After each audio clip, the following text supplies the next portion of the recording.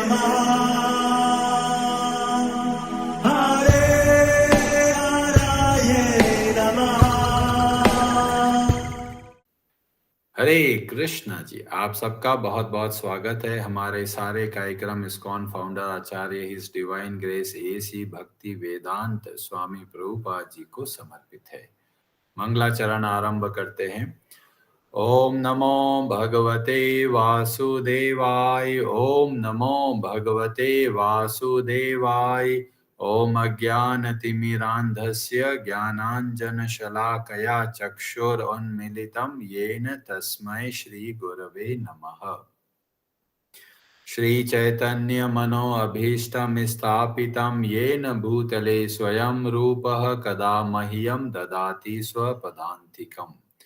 वन्देऽहं श्रीगुरो श्रीयुतपदकमलं श्रीगुरून् वैष्णवांश्च श्रीरूपं साग्रजातं सहगण रघुनाथान्वितं तं सजीवं साद्वैतं सावधूतं परिजनसहितं कृष्णचैतन्यदेवं श्रीराधा कृष्णपादान् सहगण ललिता श्रीविशाखान्वितांश्च। नमः ओम विष्णुपादाय कृष्णपृष्ठाय भूतले श्रीमते भक्ति वेदांत स्वामिनिति नामिने। नमस्ते सारस्वते देवे गौरवाणी प्रचारिणे निर्विशेष शून्यवादी पाश्चात्य देश तारिणे।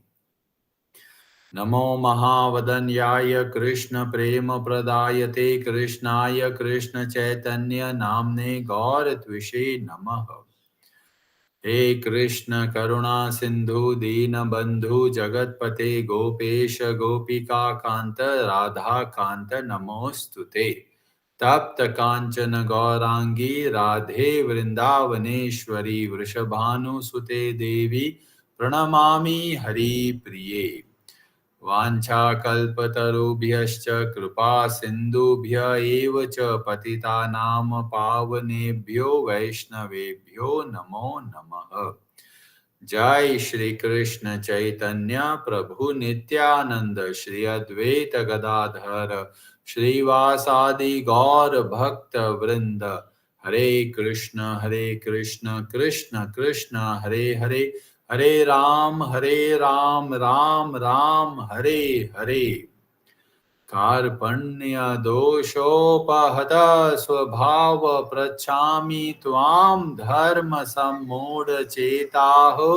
यच्छ्रेयस्यानिश्चितं ब्रूहि तन्मे शिष्यस्ते अहं शाधि मां त्वां प्रपन्नम्। हरे कृष्णा जी, भगवद गीता अध्याय 2 श्लोक नंबर 52 आरंभ करते हैं। व्रजेश्वरी जी, आप पढ़ेंगे संस्कृत। हरे कृष्ण। यदा ते मोहकलीलं बुद्धिर्व्यतितरिष्यति तदा गन्तासि निर्वेदं श्रोतव्यस्य श्रुतस्य च।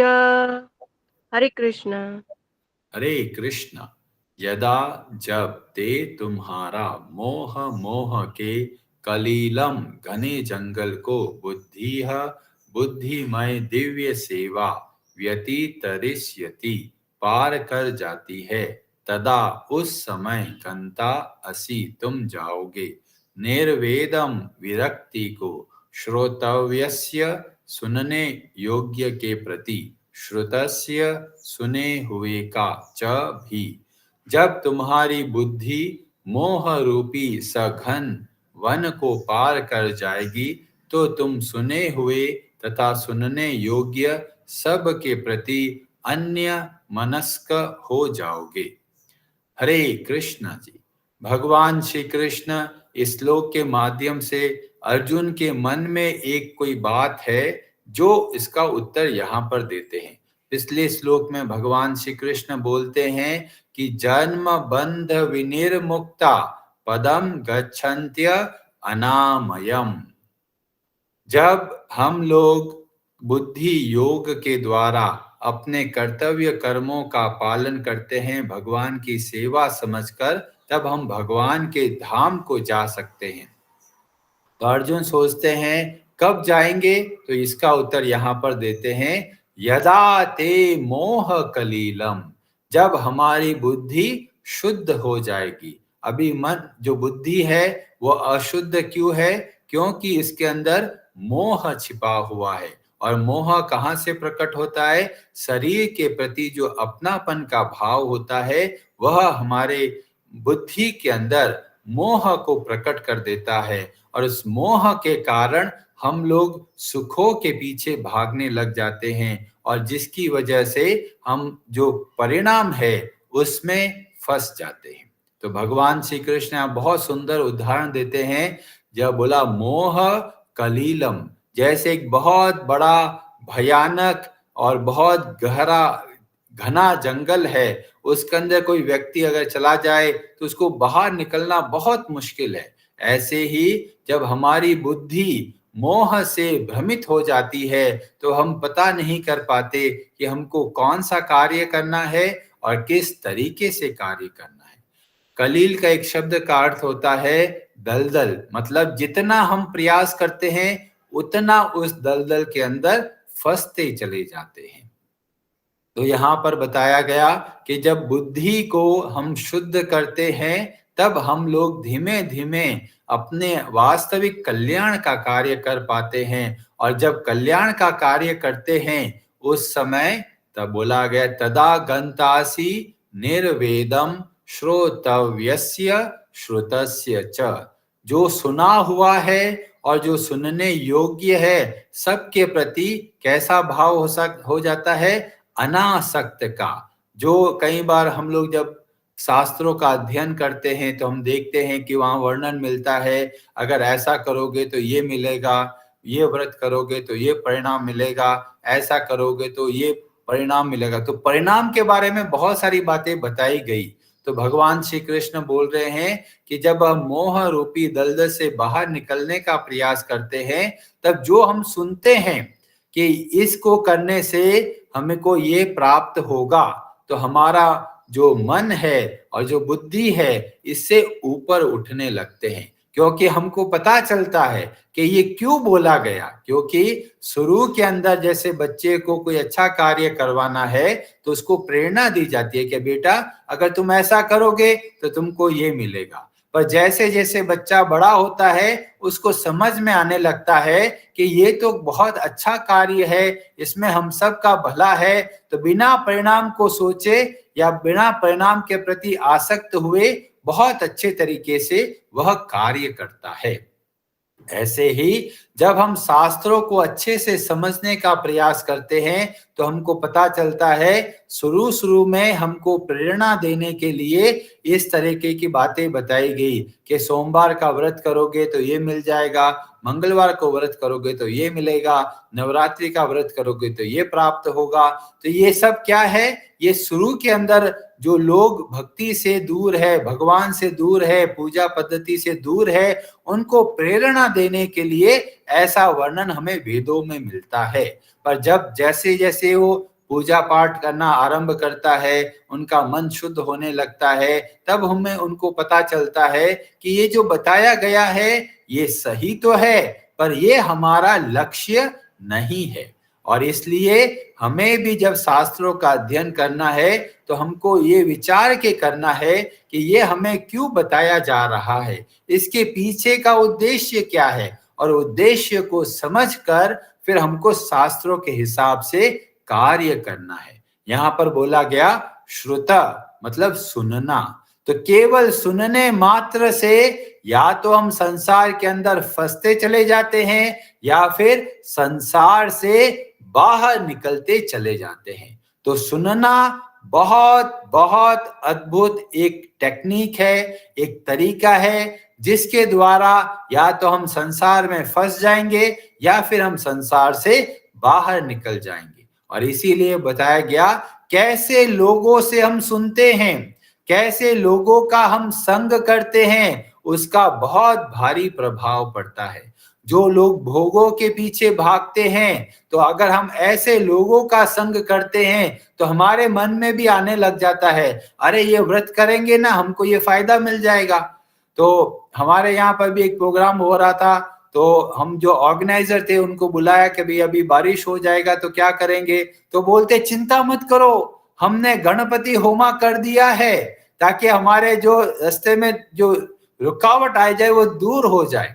तो ऐसा करने से क्या होता है, वो परिणाम के प्रति आसक्त हो जाते हैं।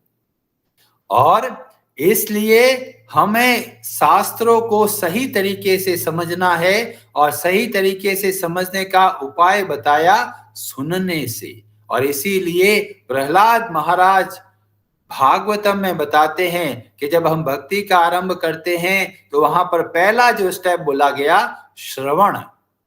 जब हम भगवान के भक्तों से सुनते हैं तब हमारे जीवन में परिवर्तन आता है। पर अगर हम अन्य लोगों से सुनते हैं जो संसार के भ्रम के अंदर फंसे हुए हैं, तो ऐसे लोगों का संग करने से हम भी अशुद्ध होते चले जाते हैं। और इसीलिए ये बहुत जरूरी है कि हमें ध्यान रखना है कैसे लोगों का संग करना है। जैसे हम लोग देखते हैं परिवार में, कहते जी चलो जी भगवान का भजन कीजिए, तो बोलते जी अभी बेटे तो छोटे हैं, थोड़ी उनकी सेवा कर लेता हूँ, बड़ा हो जाएगा तब मैं आराम से फिर मैं पूजा पाठ करूंगा। तो ठीक है जी, थोड़ा समय भगवान की भक्ति को भूलकर बच्चों की सेवा में लग गए, बच्चे बड़े हो गए कि पूछा ये अब तो आप भगवान की भक्ति कर लीजिए, वो बोलते जी बच्चे तो बड़े हो गए पर अभी मेरे पोते भी आ गए, अब उनका भी तो हमको ध्यान रखना है। और इस तरीके से पूरा जीवन संसार के अंदर ही लगा देते हैं, वे भूल ही जाते हैं इस संसार में क्यों आए थे। जैसे एक उदाहरण में बताया गया कि जैसे एक व्यक्ति को बोला गया भाई ये घना जंगल है और ये रास्ता है, सीधा सीधा जाना, तुम उस जंगल को पार कर जाओगे। पर वो जैसे ही व्यक्ति चलने लगता है तो उधर से मधुर सुंदर आवाज आती है, वो सोचता है अरे यहाँ पर क्या है, और वो दूसरे रास्ते की ओर बढ़ने चला जाता है। और वहां पर जाके देखता है अरे ये तो बहुत स्वादिष्ट फल है, तो वो फल को खाने लग जाता है और बहुत सुंदर तरह तरह की आवाजें आती है, तो उसको बहुत अच्छा लगता है और लगता है अरे आराम से यहीं पर बैठते हैं। और धीमे धीमे जब शाम होने लगती है तब उसको बहुत डर लगने लगता है, अरे यहाँ तो भयानक जंगल है, अब कैसे बाहर निकलेंगे, अब तो रास्ता भी भटक गए। और जब ऐसी परिस्थिति होती है तो उसको बहुत चिंता होती है। और यह परिस्थिति हम सब की है। इस संसार में आए हमें बहुत सरल रास्ता बताया गया, शास्त्रों के हिसाब से चलिए, बड़े आराम से इस जंगल से बाहर निकल जाओगे। पर लोग सोचते हैं अरे शास्त्र पढ़ के क्या करेंगे, हम अपने दिमाग से कार्य करेंगे। कई गुरु ऐसे होते हैं अपने बुद्धि के हिसाब से नए नए विद्याएं बनाते हैं, सोचते हैं देखो इस विद्या का पालन करोगे या ये क्रिया करोगे तो आप अच्छा से सुख पाओगे। अरे हम इस संसार में सुख पाने के लिए नहीं आए, हम इस संसार से बाहर निकलने के लिए आए। तो फिर संसार में आए क्यों? संसार में आए अपने आप को शुद्ध करने के लिए। और जब हम भगवान की भक्ति के द्वारा हम अपनी बुद्धि को, मन को शुद्ध करने लगते हैं, तब बड़े आसानी से इस संसार को पार कर जाते हैं। और नहीं तो ये भयानक जंगल के अंदर हम भटक जाते हैं। तो इसीलिए जो शास्त्र बताए गए वह हमारे लिए एक मार्ग बताते हैं कि इस भयानक जंगल से कैसे बाहर निकलना है। पर जब शास्त्रों को सुनते हैं तो हमें इस बात का ध्यान रखना है कि शास्त्र का उद्देश्य क्या है, कि हमें इस जंगल से बाहर निकालना। पर अगर शास्त्रों में ऐसा दिया जाए कि इस जंगल में और फंसे रहने की बात होती है, तो हमें समझना चाहिए कि वह उन लोगों के लिए है जो अभी उस रास्ते पर पहुंचे नहीं है। और इसीलिए मुंडक उपनिषद बोलते हैं कि शुरू में तो बहुत अच्छा लगता है कि अगर ऐसा करेंगे तो ये प्राप्त होगा, पर जैसे जैसे हम आगे बढ़ते हैं तो हमारा जो चेतना है वह शुद्ध होने लगती है। और वहां पर हमको पता चलता है कि जब ऐसा व्यक्ति क्या करता है, तो बोला गया निर्वेद मायान नास्कृत्य कृत कृतेन। उसको पता चल जाता है कि संसार के जितने लाभ उनको मिलता है, जितना भोग की सामग्री मिलती है, वो सब क्षणिक है। और तब वो क्या करता है, तद विज्ञानार्थम स गुरुम एव अभिगच्छेत। और उस समय वह एक गुरु की शरण में जाता है और बोलता है, इतने जन्मों से मैं संसार में भटका हुआ हूं, कैसे इससे बाहर निकलूंगा।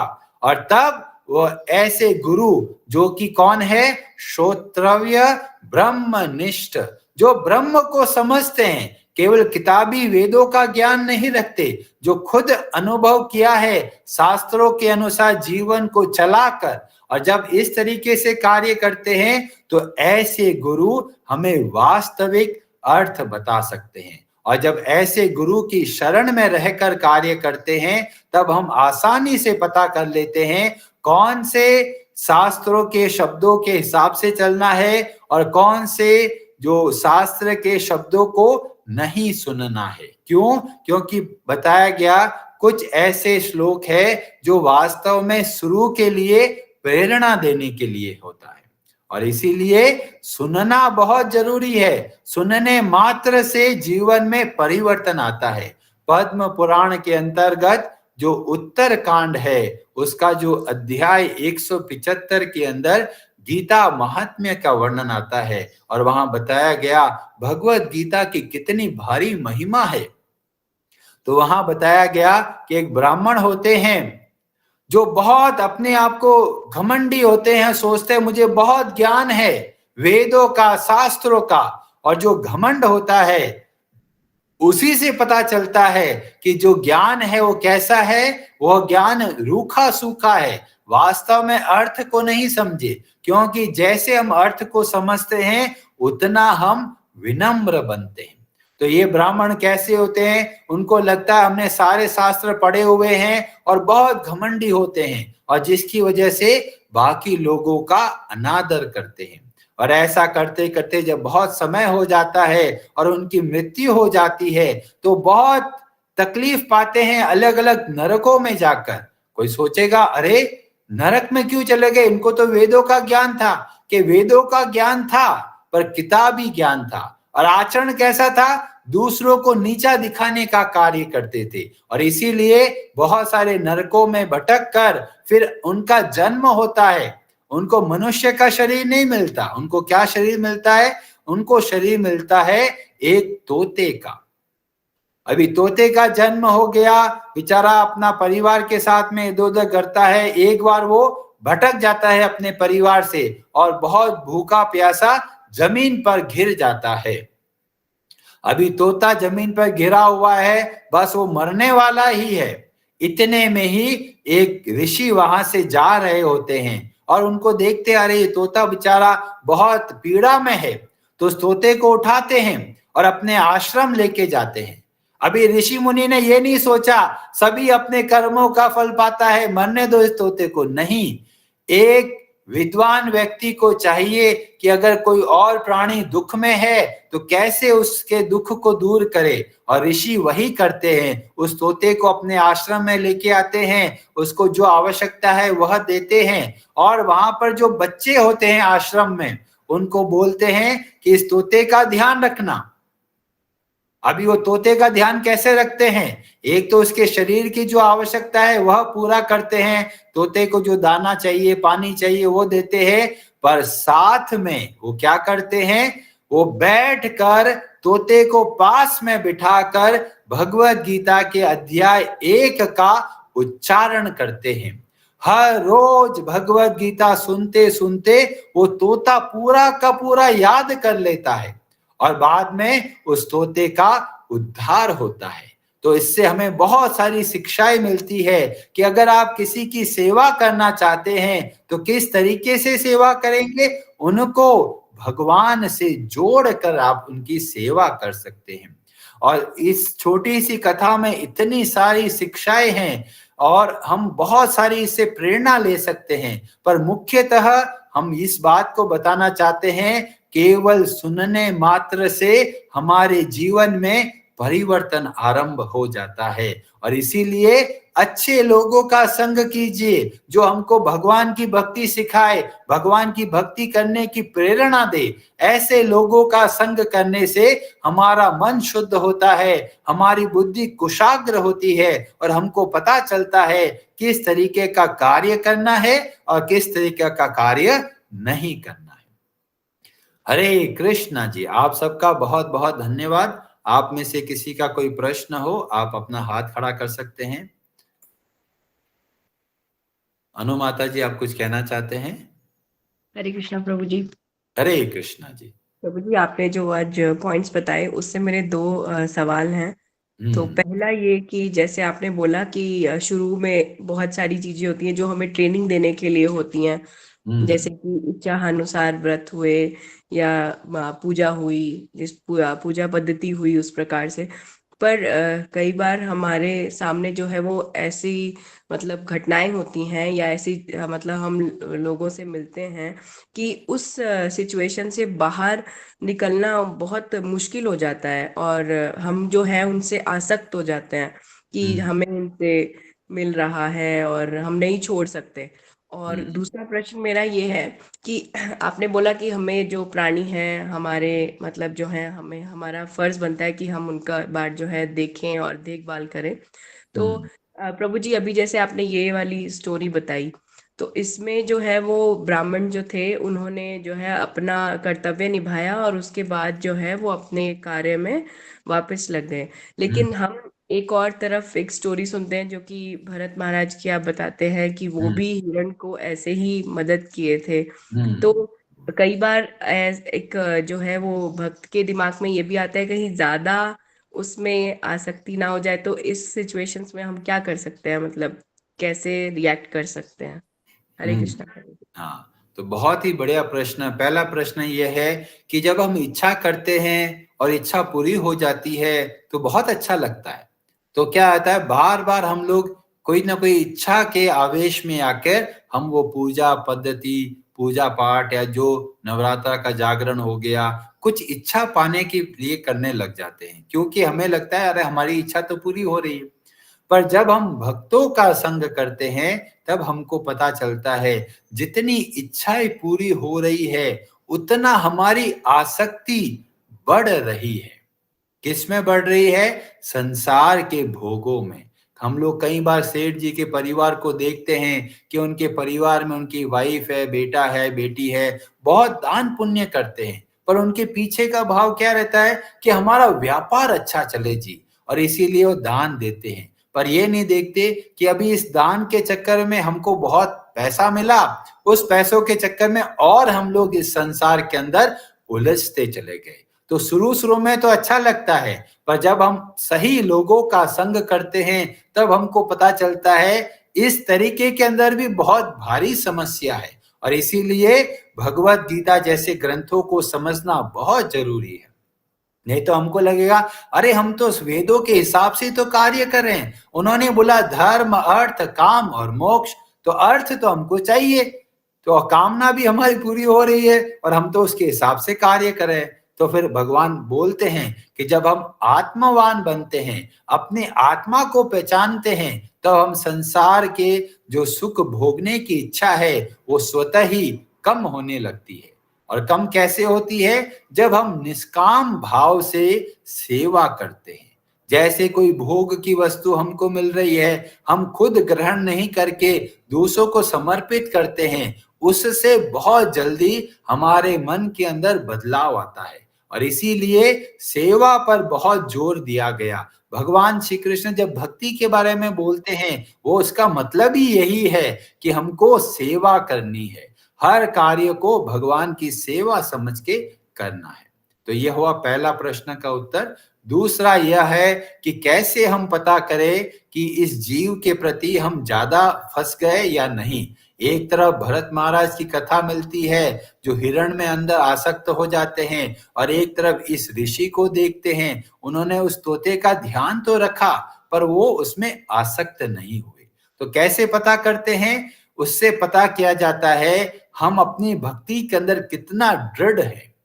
अगर हम अपनी भक्ति को भुलाकर उस जीव के प्रति आसक्त हो जाते हैं तो वास्तव में हमारा भी पतन होता है और उस जीव का भी उद्धार नहीं हो पाता। जैसे आजकल हम लोग देखते हैं कि बहुत सारे परिवार के अंदर कुत्ते पाल लेते हैं, तो कोई कुत्तों में बहुत आसक्त हो जाते हैं, दिन रात सोचते रहते हैं अरे कुत्ता क्या कर रहा होगा, ढंग से सोया है नहीं सोया है। जहां पर मन को लगाते हैं वहीं पर हमारी अवस्था हो जाती है। अगर हम बार बार कुत्ते का ध्यान करेंगे तो अगला जन्म निश्चित रूप से एक कुत्ते का मिलेगा और ये बहुत भयानक है। मनुष्य शरीर से सीधे के सीधे कुत्ते का शरीर मिल जाना। और इसीलिए बहुत ध्यान रखना होता है कि हमारा मन को भगवान में लगाना है। जब हम मन को भगवान में लगाते हैं तो हमारा भी उद्धार होता है और उस कुत्ते का भी उद्धार हो सकता है।